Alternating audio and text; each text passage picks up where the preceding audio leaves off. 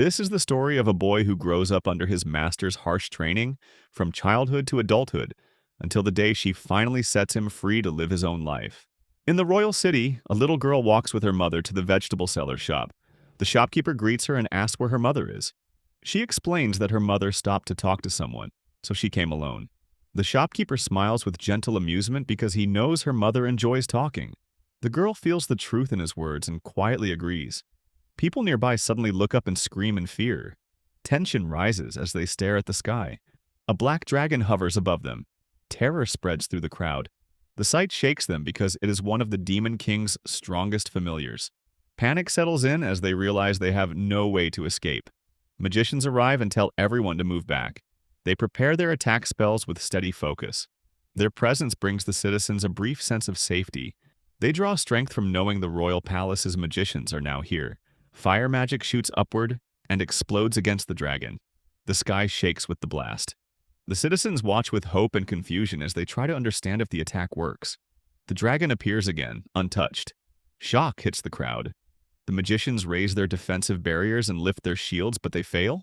The dragon releases a wave of fire and kills many people. Others fall wounded and helpless.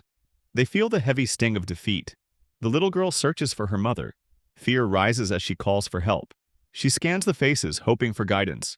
The citizens feel the weight of impending doom. A divine and demonic barrier activates, and a figure descends as a rain of blessings falls over the wounded. Warm light touches their bodies, and their wounds begin to heal. Confusion mixes with relief. The girl looks up and sees the figure clearly. The citizens recognize him. The Black Emperor stands before them, the highest-ranked Zero adventurer. Awe fills them as hope returns. The Black Emperor unleashes his demon god spear magic at the dragon. The attack hits with absolute force and the dragon falls. He feels brief surprise at how quickly the spell works. He casts the same magic again, but the dragon suddenly breathes fire at him. He keeps casting without pause. The dragon has no escape. In the end, he defeats it.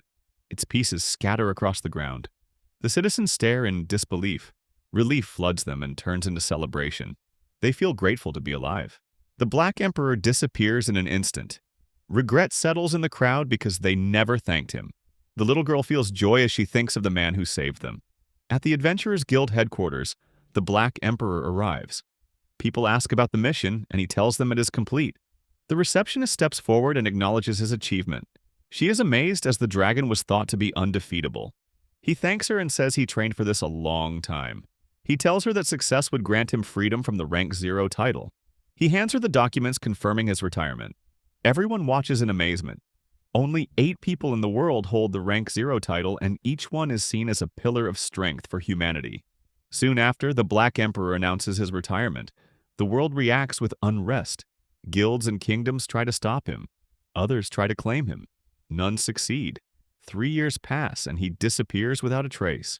He reaches his destination and sees the start of a new path. A calm certainty forms within him. His new life begins. This moment marks the rise of the strongest unemployed man in existence. Blanc finally receives his Grade 10 Adventurer license. He learns that the plate they infuse with mana becomes an official government license. They tell him to keep it safe because he will need it when accepting or reporting requests. They ask if he has any questions. He simply thanks them. The girl apologizes for introducing herself so late. She tells him her name is Lena and welcomes him again to Claret in the Kingdom of Re-Rate. She wishes him great success as an adventurer. Blanc finds the town pleasant. He realizes that the Redula Empire, where he used to be based, was the largest nation on the continent and the home of the Adventurer Guild headquarters. The capital was prosperous, but the crowds were overwhelming. He grew tired of being constantly crushed by people. 3 years had passed since then. To hide his identity as the Black Imperial, he adopted a different combat style and chose the sword. He also thinks that in this new life, he should not even need a weapon. He feels a quiet satisfaction now that he is officially a Grade 10 adventurer. A gatekeeper notices him and realizes that his registration goes smoothly. Blanc thanks him again for showing him the way to the guild that morning. The gatekeeper wishes him well outside the town. He explains that the town stands right at the edge of Demon Forest. Having more adventurers around is always helpful. He also tells him that one of the 5 Demon Kings lives there, and another one lives across the neighboring border. Blanc recognizes the names. He knows this area has more monsters than normal regions. Even gathering common herbs becomes dangerous. The gatekeeper confirms it. Blanc realizes that small request jobs will pile up here. This is exactly why he chose this country. The gatekeeper reminds him that they are counting on him. Blanc goes to take a request. After that, he enters the real estate office. They welcome him. Blanc tells them he wants to buy a house. They explain that adventurers usually focus on hunting monsters, so most of their money goes into maintaining equipment. Because of that, they usually stay at inns and do not own private homes. Living alone in a house is rare. Still, some high-ranked parties manage to buy their own places. They add that he can rent or stay at an inn if he prefers, but having his own place to return to feels good. Blanc remembers how his master always said that. He admits he still does not fully understand the feeling, but the past 3 years have earned him enough money. With that in mind, he begins looking for a house. He wants a place as large as possible with a bathing area. They show him one at the edge of town near the open fields. They warn that monsters may appear occasionally, but advise him to take a look. Blanc agrees. The house is spacious and well arranged, just as he requested. The only drawback is its distance from the town center. Blanc finds it slightly inconvenient, but compared to living deep in the mountains, it feels comfortable. Impressed, he decides to buy it. The property dealer admits they have struggled to find a buyer due to certain circumstances. He asks him how he wants to pay. Blanc assures him there is no need to worry and will pay the full amount. He takes out the money. The dealer is shocked. After the dealer leaves, Blanc senses that he somehow creates an awkward atmosphere. He thinks about his 100 million belks. Carrying 1,000 gold coins is troublesome, but buying such a fine house feels easy. Compared to the 10 billion he earns from hunting one dragon, the house is cheap. He looks around and feels that the place is slightly big for him, but cramped spaces never suited him anyway. When he looks at his grade 10 license, he feels happy to finally reach this rank. He remembered his childhood. When he registered, he was sent straight to grade 7. Everyone was astonished to see this. People begin to talk about him, expecting him to make a mistake, since being an adventurer is never to be taken lightly. His master reassures him not to mind their words. She tells him this is a world of merit, and results will prove everything. He follows her advice. As he grows, people begin to know him as the Black Emperor. They hear that he completes every request without complaint. Everyone marvels at his skill and watches his rank rise steadily. One day, his master calls him. She tells him that his final task as her disciple is to defeat the Black Dragon, a servant of the first Demon King. She explains that once he accomplishes this, he will be free. Blanc is stunned by the promise of freedom and wonders what it truly means, but he obeys his master and sets out. Another woman summons him, saying a great figure requested him by name. Because he never refuses or fails a task, he becomes a legend. Blanc calmly says he only does what he is told. Suddenly he sees small children running joyfully, announcing the completion of their request. The woman warns them that running inside is dangerous. Blanc watches them and asks about them. She apologizes and explains that they are new grade 10 recruits. Seeing Blanc start at grade 7, she adds that these children cannot face monsters yet, and gain experience through basic tasks like gathering herbs and cleaning the town. Blanc is surprised. They do not fight monsters, yet he realizes adventurers are meant to hunt Demon King beasts and explore unknown lands. He wonders if such small tasks have any meaning. He observes people thanking the children, telling them that their help has been valuable. The children beam with pride. Blanc realizes that even small tasks matter. Herbs turn into medicine and clean streets prevent disease. The smallest work still makes a difference. The children are helping not only adventurers, but ordinary lives as well. He realizes he never truly helped anyone and cannot understand what he was doing. He knows an adventurer's purpose is to hunt monsters. In that sense, he has done his duty by taking down high-ranking targets for the nobles. Yet he cannot grasp what it all truly means. He recalls hunting elite monsters for the nobles. These creatures live far from human borders, and without official requests, they would never be hunted. The monsters he defeated became rare items for collection. People sought them only out of greed without true purpose. He wonders who the boy with genuine desire once was. He wishes to do something that truly helps someone. He decides to take tasks that truly help people. Yet as a grade 0 adventurer, he cannot ignore the endless noble requests, and the guild forbids lower grade work. Only his master gave him freedom. Now, looking at his grade 10 license, he realizes that she had understood everything long before. She prepared his heart to heal. In the past, he fought with emptiness and numbness, listening to nothing. He did not even know who he was. He feels that when he first regained awareness, he was already with his master. He has no memory before that. He wonders who he truly is, yet he also understands that it no longer matters. Looking at his license, he feels the weight of being a grade 10 adventurer. Today, he will submit his first request. He knows this is the perfect moment, the start of his freedom, and the request must be worthy. He thinks of his master and wonders what she is doing right now. In her mansion, she senses the unwavering persistence of Chairman Volcan. He remarks that she already knows why he has such a remarkable disposition, and adds that they will inform her of the Black Imperial's location at Sword St. Cluel. She remains calm and dismisses his insistence, noting that 3 years have already passed. Hearing this, Vulcan suddenly becomes intense and informs her that they have countless requests regarding the Black Emperor. She calmly asks why he is so insistent and suggests assigning another special grade adventurer.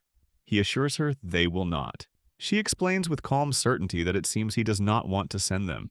Hearing this, he grows more frustrated, and she makes him realize that he is essentially threatening someone. He recognizes it but cannot act. A strange pressure settles over him. He cannot respond and feels the weight keenly. She reminds him that this is the difference between a Great One and a Great Zero adventurer. She reminds him that she is here only because of past responsibilities. Otherwise, overseeing them would be trivial. He replies that this is why the Black Emperor's presence is necessary. Even as a special grade adventurer, he accepts their tasks. She asks him what all of this truly means, and makes him understand that Blanc was never meant to rise to their level. Now that he has gained his freedom, no one has the right to interfere. She begins to leave.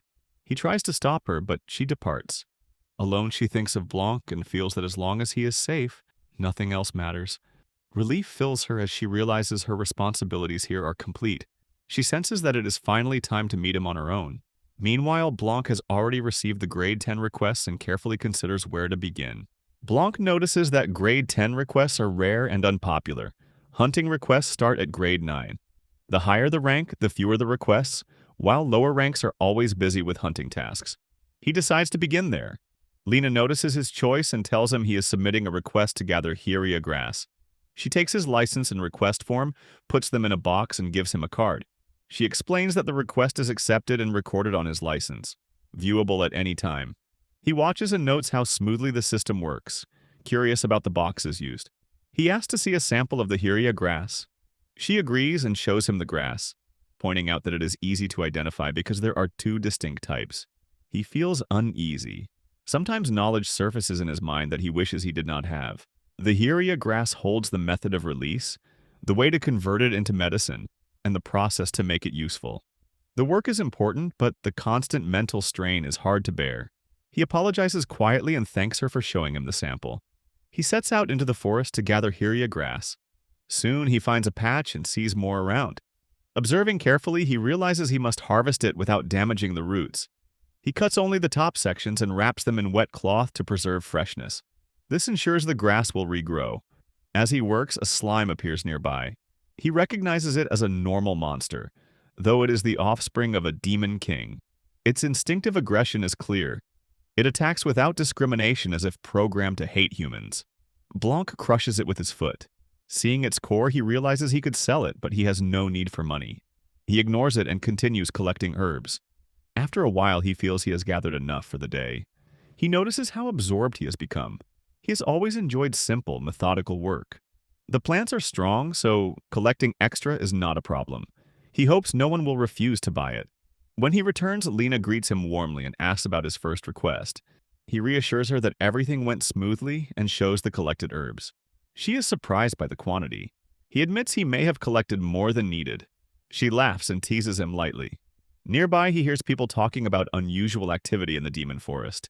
High-level monsters appear near the gate, and growls echo from within the town. They say that if it were true, the gate guards would already be in chaos. Blanc remembers that this forest is home to the 3rd Demon King, known as the most peaceful of them all. Lena smiles and tells Blanc that everyone is impressed with the Hiria grass he collected, especially for a first attempt. He feels a rush of joy. She explains that Hiria grass is essential for medicine, but few accept such requests, so supplies are scarce. He realizes their struggle. She adds that thanks to him, the gap can finally be filled, and he has provided great help. She hands him his license and congratulates him on completing his first request. Blanc feels genuinely happy, thanks her, and leaves cheerfully, planning to take another request the next day. He feels proud to finally be a certified adventurer. The next day, he finds a runaway cat and calms it, though it struggles fiercely in his hands. He secures the pink-collared calico and completes the request. Watching the cat's movements, he realizes it is stubborn and cautious, much like monsters. They react aggressively when he is near, and he feels guilty for startling the cat. He understands the importance of approaching such tasks carefully. He returns the cat to its owner, who thanks him sincerely. Nearby, someone notices him and confirms he is the adventurer who accepted the request. The man introduces himself as Belmo, head of the Belmo Training Company. He explains the task is just loading goods onto a cart, but Blanc is the only one willing to do it. Others avoid such low reward, physically demanding work for fear of penalties. Blanc knows he can manage it and accepts any consequences, though he does not intend to cause harm. Belmo notes that they wish more adventurers would take on tasks that help the community, but he understands that fighting monsters is more exciting than such limited errands. He apologizes to Blanc and instructs his workers to load the goods onto the wagon carefully. Blanc begins, lifting items effortlessly. Belmo asks if there is a loading order. Blanc calmly says there isn't. Watching him, Belmo is astonished. The team works alongside him, impressed by his strength and determination, turning it into a friendly contest to match his pace. They lift the heavy, unstable crates with effort, and the boxes begin to fall. Blanc reacts instantly, catching them before anyone is hurt. Everyone thanks him. Still shaken from the scare, they apologize, insisting he truly saved them. Blanc reassures them that as long as no one is injured, everything is fine, and asks Belmo to check the goods. Belmo confirms nothing is damaged and assures him that both the items and the workers were helped. Everyone praises him. Blanc shrugs it off, saying it's no big deal, but Belmo insists he is far stronger than he seems. Blanc feels the weight of his training, values Belmo's recognition, yet admits he prefers his current life. Belmo feels a pang of regret but assures him he will always be welcome if he changes his mind. Blanc realizes that even someone who only knew fighting can feel genuine happiness from helping. He resolves to continue assisting people, no matter how small the task. When he arrives, Lena congratulates him on his promotion to grade 9, but Blanc declines. Surprised, she listens as he explains he prefers to stay a grade 10 adventurer. She clarifies that grade 10 is a formal rank, and completing enough tasks at grade 9 triggers automatic promotion. He asks if any alternative exists, but she confirms there are none. He realizes he has finally become the grade 10 adventurer he dreamed of. Lena notes she has never seen anyone disappointed by a promotion. She points out that most work hard for it, but he insists on staying at grade 10. She reminds him that while he is exceptional, all adventurers uphold the rank's prestige. Their duty is to protect the public. Grade 9 quests target weaker monsters, but true threats come from powerful creatures. Adventurers clear monster-filled areas and secure safe zones. Blanc finds her reasoning logical. He realizes he can focus on completing requests and protecting those who cannot defend themselves. She assures him that his grade 9 rank does not prevent him from accepting quests, and he can continue gathering herbs as before. He is pleased and asks if he can still take low-level requests. She updates his adventurer license, confirming his promotion to grade 9. He feels a mix of pride and quiet melancholy, realizing he expected to feel differently. She reassures him that a new request is already waiting. He is surprised that someone who has just reached grade 10 already has a quest prepared. At that moment, a girl approaches and asks Lena about the person she mentioned. Seeing Blanc, she immediately understands he will be her mentor. Blanc is astonished. Blanc looks at her in surprise and apologizes, admitting he is not suited to mentor others. Lena is taken aback but asks him to listen before deciding. He insists he is still inexperienced and unfit to teach anyone. She explains that the guild requested him because he has completed many grade 10 requests that other grade 9 adventurers could not handle. While he did not take every request, the ones he avoided reveal the issue.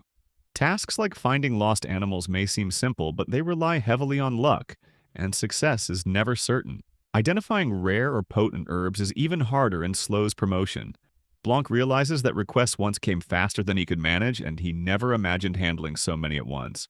Lena apologizes if it sounds like a complaint and assures him he did nothing wrong. She values the effort he put into extra requests and the quality of the herbs he provided. No one had focused on grade 10 work so seriously before, which is why the guild now asks this favor. She asks him to share his skills and assures him the guild will acknowledge and reward his help. He understands that he can teach, even if he doubts how well he grasps his own knowledge. He accepts. She smiles with relief and thanks him. At that moment, his mentee arrives and introduces herself as Arya. She admits she is inexperienced but promises to try her best. Blanc tells her not to worry, but she insists it matters because she is learning from a senior. He notices her resolve and understands that while many avoid minor requests, her dedication shows real commitment. She promises to give her best. Lena tells her that Blanc is a little different, but his skills are trustworthy and instructs her to take care of him. Arya gladly joins him. On the way, Blanc begins teaching her how to handle grade 10 herb requests. She admits she only knows Hyria grass. He starts there, showing her how to cut it without pulling the roots so it can regrow. He teaches her to wrap fresh herbs in damp cloth to preserve them. Arya is impressed. He explains that herbs can be soaked in water for transport, but this is not ideal because Hyria grass, like many herbs, is rare and delicate. She gains confidence and realizes he truly is impressive, just as Lena said. She admits she never considered what to do after harvesting. Blanc explains that even simple grade 10 work demands care, because small mistakes cause problems later. She laughs at his warning and asks him to teach her more. Blanc points to the grass near her feet. She startles and asks what it is and how to cut it. He explains that the stem has not hardened yet, so only the top should be harvested. It is luluk grass, a basic herb used for preparation, but it still requires careful handling. Suddenly, Blanc feels a strange awareness and freezes for a moment. She notices and listens closely as he warns her not to use the herbs without proper preparation, explaining it could ruin their quality. As they turn back, Lena congratulates him on reaching grade 8. He thanks her and asks about advancing further, but she reassures him that promotions follow the rules. She notes that since he began guiding Arya, her progress has been astonishing, reaching grade 9 in a short time. He feels a pang of worry, fearing Arya might feel overwhelmed, but Lena assures him she is genuinely happy. She explains that this was a trial case and now early guidance is becoming a formal part of training, which Blanc finds encouraging. Lena warns that one day he may fully accept the role and hands him a combat request to process. Blanc notices people talking about him, viewing him as someone who avoids combat requests and focuses only on simple tasks. They realize that while others rush into hunting, his approach is different, yet the guild values him greatly. Recently, they even asked him to guide a young girl. Blanc feels uneasy at these thoughts, but Lena encourages him not to let it affect him, reminding him that even simple tasks are valuable to the guild. She hands him the license and he begins to leave, noting quietly how peculiar he seems. Suddenly, another receptionist, Rena, pulls Lena aside and whispers that Blanc is the man behind all the rumors. He takes insults without reacting. She notes his grumpy look, low energy, and messy hair. He is not unattractive, but his vibe spoils it. An adventurer should show drive, or he is not dating material. Lena is surprised. Rena laughs and says this is why they work the front desk, to spot strong, wealthy, promising adventurers. She mentions an adventurer named Alien. He recently reached grade 6, seems strong, and comes from a noble family. Lena explains that branches of noble families rarely meet, and life is difficult. Rena asks if she favors anyone, or would consider a partner. Lena clarifies that she has no one in mind and is not thinking about a partner. When asked how she would choose, Lena says she would prefer someone lower ranked to avoid dangerous tasks. Rena is surprised but accepts this, understanding that it means she values someone who works steadily rather than seeks risky glory. Lena adds that the focus is on staying together and supporting each other rather than wealth or status. Lena casually reminds her that her father was an adventurer who died on a mission. She explains that everyone admired him for his bravery and skill, but all she ever wanted was simply to be with him, not for wealth or fame. Hearing this, Rena realizes that dating an adventurer wouldn't be impossible if she chose to. She adds that if the adventurer is someone surrounded by rumors, there may be less to worry about. Rena notices that her thoughts immediately drift to him, but considers how someone without a secure future could manage. She gently reassures herself to choose someone who can truly make her happy. Meanwhile, Blanc continues his work and notices Arya nearby. He apologizes if she expected a combat task, but she reassures him it is a simple collection mission in the Demon Forest. She admits she's never gone there alone and feels nervous, hoping he will accompany her. Blanc realizes he has never been there either. She reassures him not to feel pressured, and he promises they will handle the task immediately. Arya thanks him happily, impressed by his speed and skill. Watching him, she senses the physical strength required even to reach grade 8. and she doubts her own ability to match it. She reflects seriously on whether she can truly become the adventurer she aspires to be, but forces herself to think positively. She resolves to train harder and become stronger. Blanc notices her determination and feels reassured for her. He apologizes for making her wait, and they set off together, walking through the forest. Meanwhile, in the forest, the dark force senses his presence in a strange way. She wishes for a peaceful life, hoping to avoid any trouble. She thinks of the sixth Demon King, and a dark power begins to stir. Suddenly, a monster attacks Blanc and Arya. She reacts instantly and defeats it with a single water ball spell. Blanc watches, impressed. She blushes and admits she trains hard to become a capable adventurer. Observing the area, Blanc realizes that only smaller monsters appear near the forest edges, so even lower-ranked adventurers could handle it. He notes her potential and dedication. Arya recalled how, 3 years ago, her city had been attacked by the Black Dragon. Soldiers had fought bravely, but the city had fallen and civilians had fled. She had felt helpless and ready to give up. Then the Black Emperor appeared.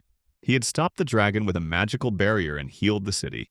She had watched in awe as he helped ordinary people, not just fought. His kindness had felt like that of a guardian, and he had defeated the Black Dragon in a single strike.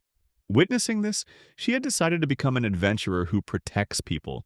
Blanc feels a strange warmth realizing his actions once inspired someone. As they move through the forest, Blanc observes her and praises her sword technique. They spot olim fruits on the trees. He explains how to handle them carefully, warning against pressing too hard or letting long stems damage other fruits. She promises to be cautious. Meanwhile, the dark force in the forest senses Blanc's presence. The magical pressure feels even stronger than the Black Dragon. She realizes that the third demon lord resides here and wonders if this is his presence. Despite the foreboding, Blanc senses no hostility, and the forest itself remains calm. He urges Arya to return before nightfall, but chooses to observe quietly for now. Blanc raises his sword and skillfully harvests a large number of olim fruits without damaging the stems. Observers are amazed at his precision. Blanc notes the toughness of orange stems, realizing cutting them by hand is demanding. The workers celebrate finishing the harvest in record time thanks to him, and invite him to work in the orchard full-time. He politely declines, grateful for the offer, while they tease him, laughing that the girls all seem smitten. Blanc works tirelessly, and a knight notices his dedication. He points out that Blanc travels daily through the fields to gather herbs and helps people in the city. The knight reminds him that rest is important, but Blanc assures him he does not feel overworked. Watching him, the knight sees the spirit of a true adventurer and suggests he take time to rest and explore Claret City at his own pace. Blanc realizes that he has always chased one task after another, never thinking about rest. Nearby, the chef is impressed by his resolve. He explains that while many adventurers are drawn to the demon forest, the city has much to see and experience. He offers Blanc some food, showing care and seriousness. Blanc is surprised but grateful. The knight reassures him not to worry about his presence. Blanc acknowledges the value of learning and experiencing a new place, and decides to explore Claret more deliberately. The chef teaches him about the city's food and cooking. He emphasizes how his efforts in gathering herbs have helped the community, providing a steady supply of medicinal plants that were once scarce. Blanc accepts the meal as a small token of gratitude. Seeing him enjoy it brings happiness to those around him, who tell him he may eat as much as he wants. They express a wish for more adventurers to take requests seriously, noting that promotions and rewards often follow such diligence. Blanc finds the food delightful, realizing he has never enjoyed meals like this before. He understands that his past lack of joy came from his master's strict training. The chef warns that monster hunting can be brutal, and the knight confirms that it tests an adventurer's spirit. Blanc notes that even small tasks can be demanding, which makes him feel both humbled and accomplished. The knight advises him not to stress Lena, who had been tense that day. Suddenly, townspeople gather to thank Blanc and offer rewards. A woman standing at the herb shop watches the scene, realizing it has become extraordinary. She wonders if he might accept more gifts. He tells her her gratitude is enough. He asks about plants suitable for backyard farming, and she guides him. He decides to try it, seeing potential in cultivating herbs at home. She instructs him on growing nutritious crops efficiently, which flourish quickly even with minimal care. He eagerly acquires seeds and plants them at home, enjoying his first real moment of rest. Meanwhile, in the forest, a dark, oppressive power presses down, overwhelming and crushing. Humanity feels helpless against its sheer despair. After giving him encouragement, Lena assigns Blanc another task. He must collect 1 fruits in the demon forest. She adds that Arya took the same task some time ago and says he might run into her there. She also warns him that the demon forest is dangerous, even near the entrance. He thanks her and leaves. Once he is gone, she grows quiet, lost in thought. She wonders why Rena said all those things and feels an unfamiliar nervousness within herself. She reminds herself that Blanc has no reason to care about her. As she turns back to her duties, shocking news suddenly spreads. Chaos erupts as a tyrant golem appears in the demon forest. It is a grade 3 monster. People avoid the area, stunned that such a powerful creature has appeared near the entrance. Reports like this rarely come even from the deepest parts of the forest. The situation leaves everyone confused. Soldiers have already been alerted, yet now there are reports of 3 monsters. People struggle to believe that creatures of this level exist here. The branch leader addresses the crowd and confirms the emergency. He warns grade 8 adventurers and below to stay away, and instructs higher grade adventurers to prepare carefully. Some remind him that even a strong fighter cannot face a great monster alone. He stresses that this is a mandatory emergency under guild regulations. Junior adventurers panic at the news, but their seniors calm them. They quickly move toward the forest. Lena informs him that grade 8 and 9 adventurers are already in the forest on missions. He is surprised knowing that monster hunts usually start at lower ranks. She explains that this is the same Olem fruit collection request, starting at grade 9. Most lower-level adventurers take hunting requests in the fields and level up quickly, but this time, timing is dangerous. They often pick small tasks instead of facing harder challenges. Hearing this, the branch leader immediately thinks of Blanc, remembering how he values even the smallest tasks and handles them with care. Lena reassures him that Arya sometimes takes hunting requests. Blanc carries a sword, though he has never used it. The branch leader apologizes, explaining that right now they cannot worry about them. Lena feels the tension deepen. The branch leader stresses that in emergencies like this, lower-level adventurers cannot be sent to dangerous areas. At most, they can investigate and monitor. A capable adventurer is expected to protect themselves.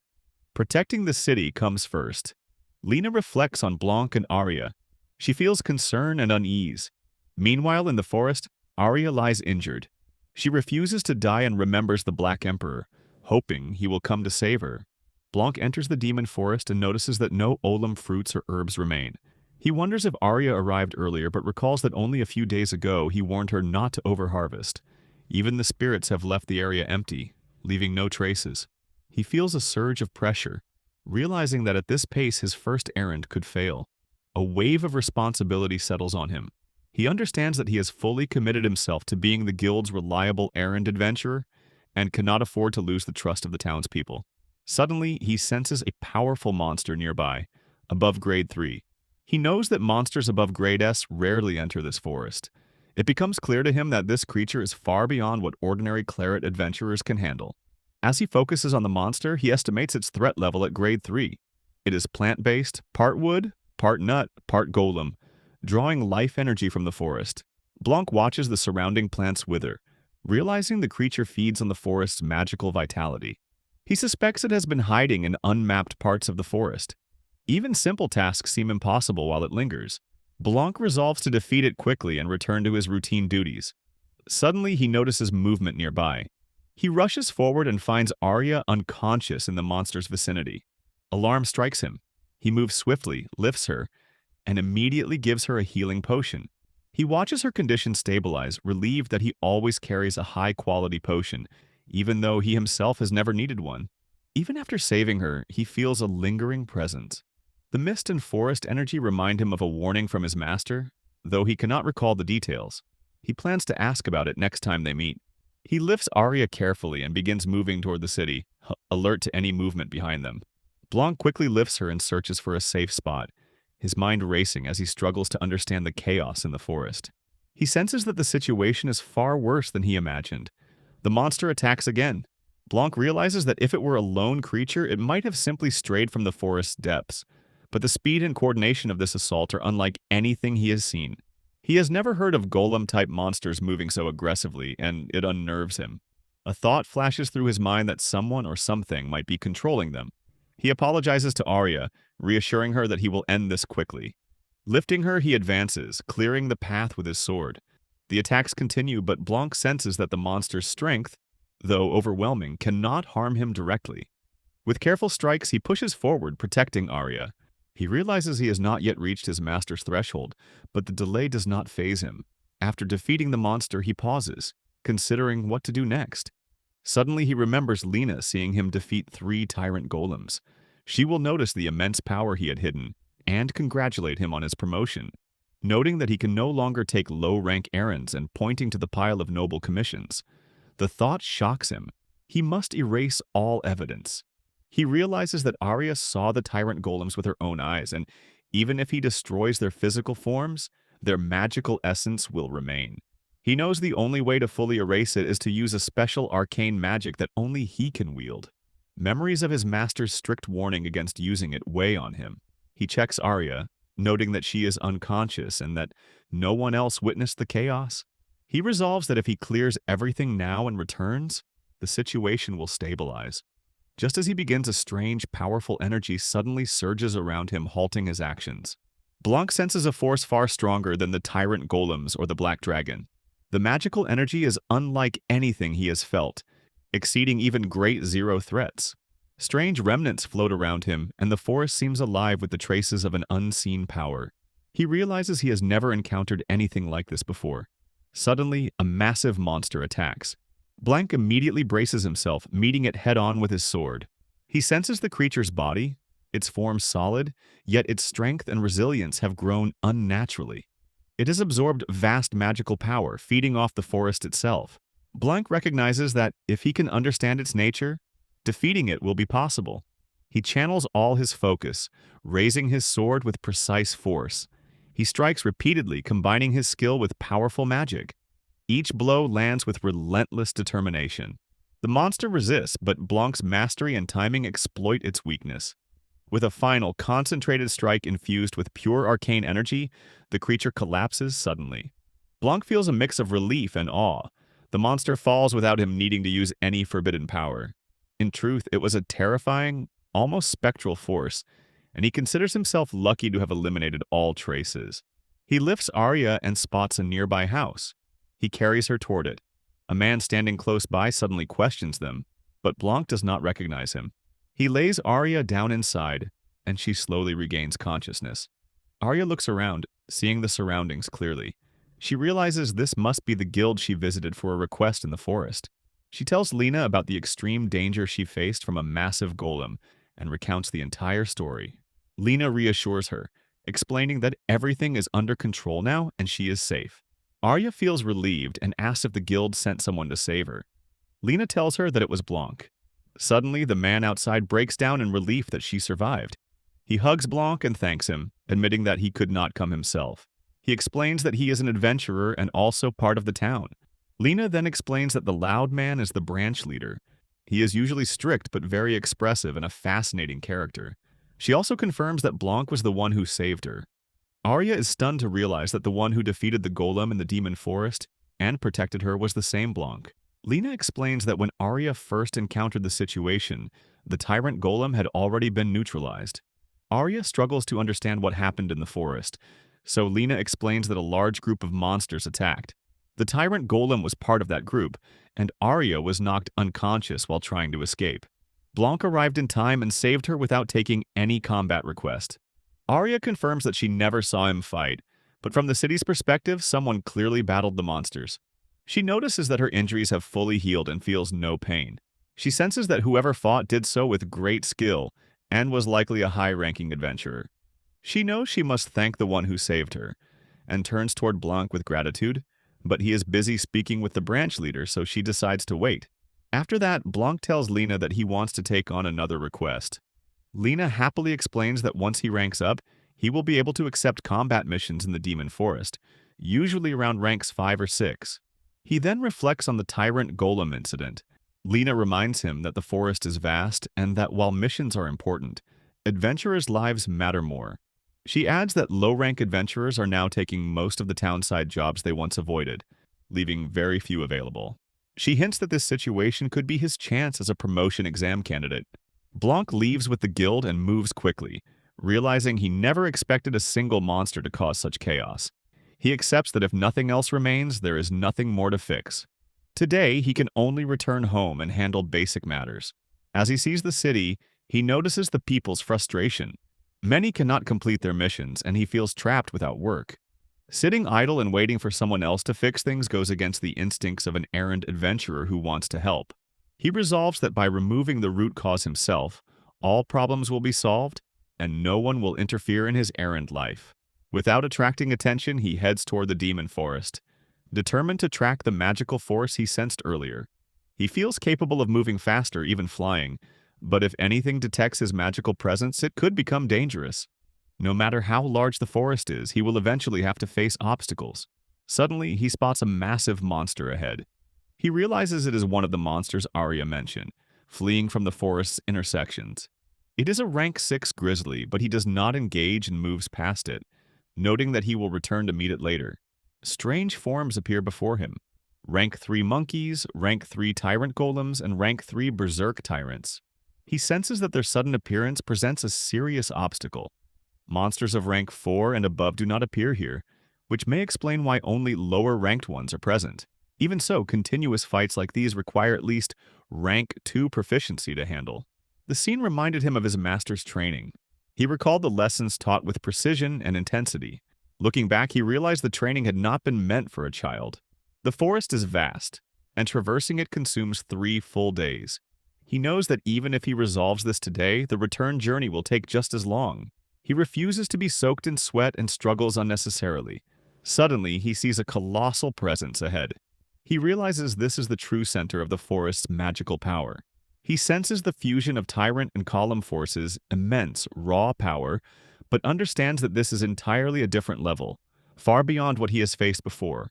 Blanc confirms that he already knows who stands before him, and after 3 days of travel to reach this place, he expects it to finally appear. Suddenly, a massive plant unfolds ahead, and a girl emerges from it. Blanc is astonished. She studies his aura and immediately recognizes him. There is no doubt, yet something feels off. She asks if he is human.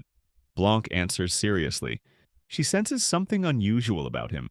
Otherwise, she cannot understand how such a presence could come from a human. From him, she detects the aura of a high demon lord. Blanc is shocked. He recalls that there are said to be only 5 demon lords and wonders what she is implying. He feels somewhat reassured knowing they can understand each other to some extent. If they can communicate, things will be much easier. He has heard that the 3rd demon lord is friendly toward humans. She also senses that something is wrong, noticing the weapons in his hands and how he fights the tyrant golems with them. She questions why a 6th demon lord would need weapons. Blanc apologizes, admitting he cannot grasp her meaning, and asks her to explain. She tells him that the previous 6th demon lord was completely different, born from the hatred of gods and stars, a magical being who erased everything, an empty vessel made only for destruction. Looking at him now, she cannot understand why he feels so different. She realizes she must believe it herself. At the same time, a massive flower transforms into a dangerous apparition, and the girl stands within it. Blanc senses the supernatural power radiating from it, which troubles him deeply. He strikes with his sword but quickly realizes it is not enough. The apparition resists. Still, he stands firm. She realizes that even if they can communicate, a demon lord is still humanity's enemy. She attacks him relentlessly. Blanc knows he has no choice. He must face her full strength with his sword. He senses everything deteriorating. Despite 3 years of training, it still overwhelms him. Avoiding a fierce battle is impossible, and failure would mean certain death at the hands of his master. Blanc channels the magic of his god-slaying spear toward her. He feels the freedom to use it fully here, with no one around to see, and knows this is the moment to unleash it. The woman senses it, noticing a faint trace of the 6th demon lord's essence, though it is merely a common magic from a seasoned adventurer. She responds by casting her own magic at him, forcing him to act. Blanc feels his sword is effective, yet he still senses his vulnerability. She tells him that if he wants answers, he must speak, but he knows even a demon lord cannot wield infinite mana. Any other opportunity might offer a chance, but seeing the black energy of her power, he realizes there may be no other way. She hurls her potent magic at him relentlessly. Blanc immediately counters, using the pure demon-cutting barrier of his spear. Her magic continues unabated, and roots begin to sprout violently, forming a massive, sky-reaching demon tree around him. Blanc is trapped within it. The woman smiles, sensing that he is still ready to fight. Blanc slashes at the tree with his sword, but it has no effect. He senses that the magic flowing through it is of an entirely different magnitude. It has consumed immense energy, and she must have poured nearly all her power into this cocoon. Recognizing its depth, he realizes he is unmatched in mastery over magic. With full resolve, Blanc channels his breakthrough magic and unleashes it with tremendous force. A massive, explosive surge erupts. He is shocked to see that none of his attacks made a dent, even though he poured in mana equal to a demon's. She laughs coldly from outside, telling him his efforts are pointless. Ordinary magic has no effect. She has used the very spell that once sealed the sixth demon lord.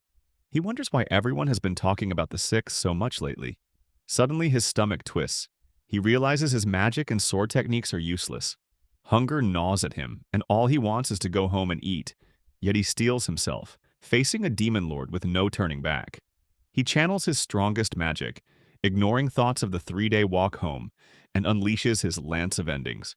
She freezes the moment the spell activates, and Blanc breaks free at once. She realizes that anyone caught in this spell is usually annihilated. All her mana pours into this single attack, leaving her unable to continue the fight. She recognizes him, and he realizes he has let his guard down. She looks at his chest with a spark of joy, confirming that he carries the heart of the sixth demon lord. He is stunned when she explains that everyone believed it had been completely destroyed and never imagined it could survive inside a living human. She studies him carefully. He admits that he has never seen or even heard of the sixth demon lord before and wonders what it actually is. Calmly, she tells him that this is an enemy not only to demon lords but also to humans, gods, and the entire world. Blanc is stunned, wondering how he is supposed to trust someone who just tried to kill him. He realizes that he does not even fully know who he is and begins to think that perhaps there is some truth in her words. Since his master never mentioned it, he assumed it wasn't a threat. With a serious expression, he asks her if he is truly her enemy. She laughs it off and tells him to relax. She will no longer trouble him or the people of the city. He cannot fully decide whether to take her at her word, but she explains that this was a one-time event and that she never initiates anything unless attacked. She adds that if she truly wished, she could erase everything at any time. Blanc feels the truth in her words. He realizes that with her power, not only Claret, but the entire re-rate kingdom could be wiped out. Yet she has never done it, showing she holds no real desire for destruction. Still, he wonders why things became so difficult this time. She reassures him that she was only investigating the traces of the High Demon Lord. Now that she knows he has no harmful intentions, her curiosity fades. She senses clearly that he desires a peaceful life, unlike the High Demon Lords. He feels comforted.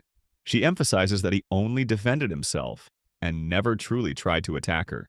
He is astonished at how much she knows. She reassures him that she values peace, creating a sense of connection between them. She warns that if Lilith finds him, things will not remain simple. She explains that the first demon lord, Lilith, rules over dragons and beasts and harbors intense hatred for the sixth demon lord.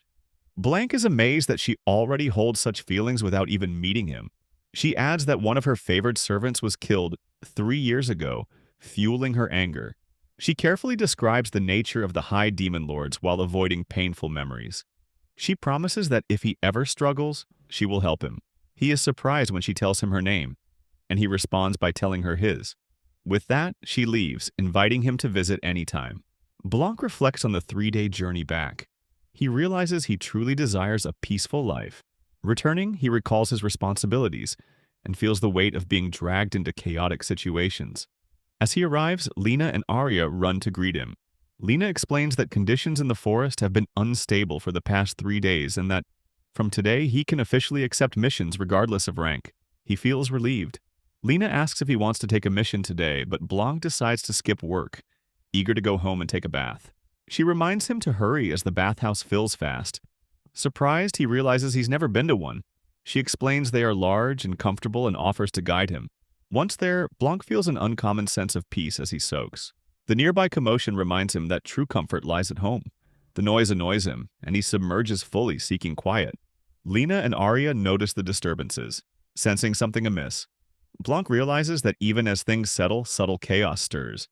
At that moment, he senses that a hidden, dangerous plot is already unfolding in the heart of the seemingly peaceful city. The scene shifts to the Black Forest. Ledian Empire realizes she should quit adventuring, but seeing so many first and second rank fighters makes her feel that someone must stay to help, turning each day into a constant headache. She remembers wanting to leave this country long ago, but the Empire allowed the search for the Black Emperor to be postponed only if the Sword Saint filled the void he left. She realizes they cannot risk losing her, knowing she could easily move to another nation if pushed. The situation troubles her, yet she has no choice but to manage it. Above all, she fears that if Blanc ever returns, she never wants him caught in danger. His worried words echo in her mind, and she realizes that 3 years have passed. He has grown, though she still worries about his emotional maturity. She remembered when they first met and had received reports about the Demon Blood Society, a group trying to merge humans and demons into a new species, including demon kin, with powerful nations taking the threat seriously. She learned that they discarded abducted and failed test subjects like broken objects, which left her sickened. After completing her mission and hearing praise, she calmly asked for the next target. A man laughed, presenting a boy as his greatest creation and final weapon. Seeing another experiment shocked her, revealing the full cruelty behind it. They called him a masterpiece, but to her he was still a child, and she knew she had to save him. When they moved to kill her, the boy suddenly released a surge of raw mana, a crushing pressure that revealed the challenge ahead. His power far exceeded her expectations. She knew she would lose if she held back, yet using her full strength could have destroyed him. She forced herself to accept that the world would never allow such a dangerous being to live. Still, as she looked at him, she wondered what kind of future he could have, even if he survived. She could not bring herself to strike and quickly carried him to safety, seeing a child whose future had been stolen, used as a weapon, and now expected to die. His mana ran out and he collapsed, unable to move. She assured him he was safe as she took him with her. She reflects that she has only ever known the path of an adventurer and placed him on the same road, knowing that power like his always attracts those who seek to misuse it. Yet she believes that if he discovers his own will and reason to move forward, he will be fine, because in the end, he is her disciple. She smiles, imagining what he might be enjoying at this moment. She hopes that when he returns, he will share everything with her. Meanwhile, in Rirot, the city of Kuret, the numerous requests overwhelm Blanc. He feels the weight of responsibility and realizes for the first time how precious and beautiful ordinary life can be. It is an important lesson he knows he must eventually share with his master. Suddenly, a man named Gajiel appears in anger. He shouts at Lina and criticizes Blanc, claiming that he is nothing like him. He boasts that he will quickly rank up, become a renowned adventurer, and earn vast wealth, expecting to be given an 8th rank request. Lina reassures him she understands his emotions, but all requests come directly from clients. They cannot be fabricated. She notes that 90 rank requests exist, yet he insists it is not enough. She shifts the conversation to the Forest of Evil, explaining that only 8th rank adventurers can handle certain old requests there, while lower ranks cannot take missions in the forest. At that moment, the branch leader Og approaches Lina. He reports that the forest has seen little unusual activity. He announces the lifting of restrictions on the Forest of Evil and warns any abnormal signs must be reported immediately. Gajiel urges Lina to issue a request, and she agrees. She explains that the only available 8th rank request is collecting Orium fruit, surprising him as no monster hunting tasks are offered. Lina confirms this, but assures him that if he is not a mutant, he can take other requests outside the forest. He agrees and immediately prepares for the mission. Upon arriving, he senses the task is genuine and begins searching for the Orium fruit, determined to complete it quickly. He soon realizes locating the fruit is far more difficult than expected. The forest's upper sections appear to have been cleared previously. He considers entering deeper, hoping to find the fruit, but nothing matches the description. Time presses him to finish quickly. Suddenly, he senses movement nearby. Drawing his sword, he sees a frog-like creature, likely an 8th rank adversary. He moves to attack, but a new force pulls something toward him and strikes unexpectedly. The creature is a 6th rank killer snake. Gajiel realizes the frog from earlier must have killed it. He has ventured deep into the forest and survival seems impossible. He tries to escape, but his body refuses to move. Suddenly, the snake flees and disappears. He cannot believe his luck. The forest is supposed to be cleared. No sign of attack appears nearby. He senses the killer snake hides something far more dangerous. He repeats to himself that he must not die and longs to return home to his family. Blanc approaches him and sees how badly he has been injured. He asks why a boy like him is here and offers him a healing potion. Gajeel suddenly sits up and asks what happened. His body aches, but he quickly realizes his bones feel intact. Relief floods him. He thinks he should have been more careful, but now the danger has passed. He reflects that a low-rank adventurer could never handle this potion and wonders why Blanc risked himself. Blanc dodges the question and assures him it was necessary to save his life. Gajeel senses he has always called him errand boy during the ordeal. Blanc confirms the potion works well. Seeing him smile, Gajeel feels a mix of surprise and gratitude. Blanc tells him to move on, explaining the path to the Orium fruit is tricky and not found in such depths. The terrain is difficult, but this experience is a lesson for future tasks. Gajeel, surprised, asks how he knew about his request. Blanc assures him that Lena had instructed him to follow the same path. Gajeel realizes they always expected the request to succeed. Blanc also learns about his mother's illness. He explains that Orium fruit is crucial for medicines, including one for his mother. He hands the fruit to him, emphasizing that if he completes even small requests, the medicine can be made. Every small task matters. Blanc tells him the guild sent him because they care. Gajeel feels how much Blanc pushes himself to help his mother and younger sister. Blanc explains that earning money is important, but protecting the people around him matters more. Gajeel's eyes fill with tears as he admits he was terrified, fearing death and leaving his family helpless. Blanc comforts him, explaining that the large snake likely sold for a good price or may have died naturally. Gajeel doubts this, worrying how he could explain bringing back such a monster as an 8th-rank adventurer. Blanc reassures him that he'll say Gajeel defeated it.